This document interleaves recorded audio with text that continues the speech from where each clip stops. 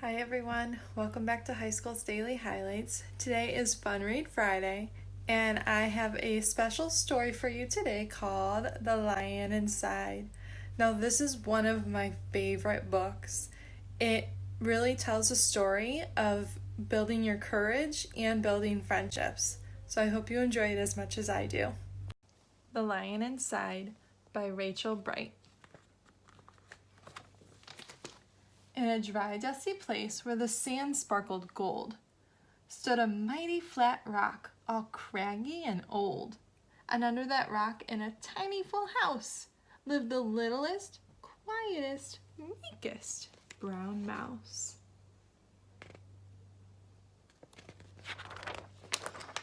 He was so very tiny, so incredibly small, that nobody ever noticed him, ever, at all.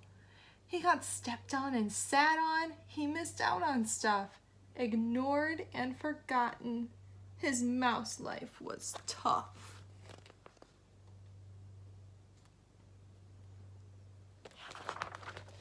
Meanwhile, far above, on top of the rock, times were quite different.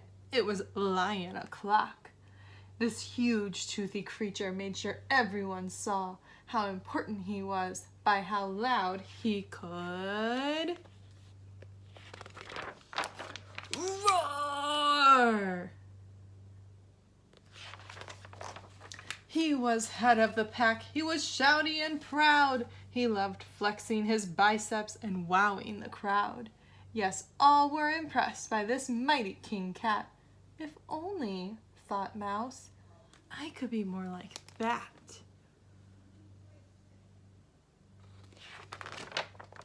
Then late one dark night in his tiny mouse bed, the cleverest thought popped into his head. He leaped up in the darkness and held up a paw. "I've got it," he said. "What I need is a roar." I mean, what if this mouse with the weeniest squeak were a little more grrr and a little less meek? Well, he'd still be the smallest of fuzzy brown mice, but he'd make friends and join in, and life would be nice.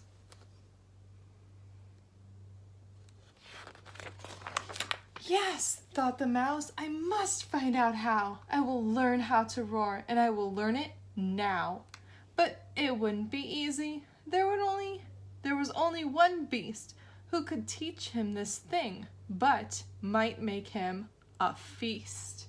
It was time to be strong, take a chance. After all, forever was such a long time to feel small.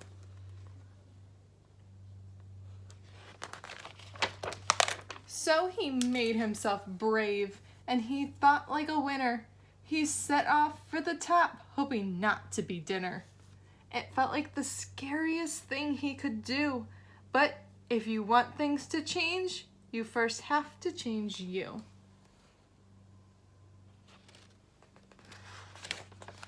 The farther he climbed, the closer he got to the slumbering lion reclining on top.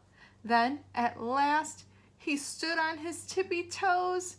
He found himself suddenly nose to nose. Ahem. Oh, pardon me. Wake up, Mr. Lion. You've got company.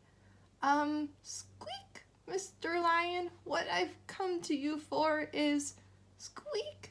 Do you think you could teach me your roar?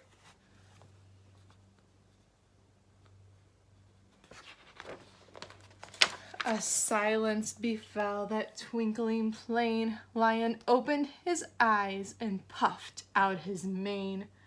Time went so slowly it felt like a week. Then he opened his mouth and let out an eek! The lion curled up in a terrified ball. He didn't like this, not one bit at all. "Don't hurt me," he whimpered. "Oh, try to be nice." Well, this mighty great lion was frightened of mice. "Don't worry," Mouse peeped. "I'm here as a friend. Let's hang out together. Be pals till the end."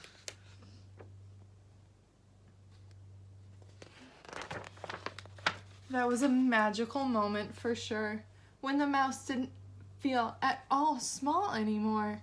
He had found his true voice and learned to speak out, and for that, you don't need to roar or to shout. And from that day and always, the two were a pair. They both liked that rock better, now that rock was to share. The mouse, while still little, felt big in his head, and Lion, he still roared, but with laughter instead.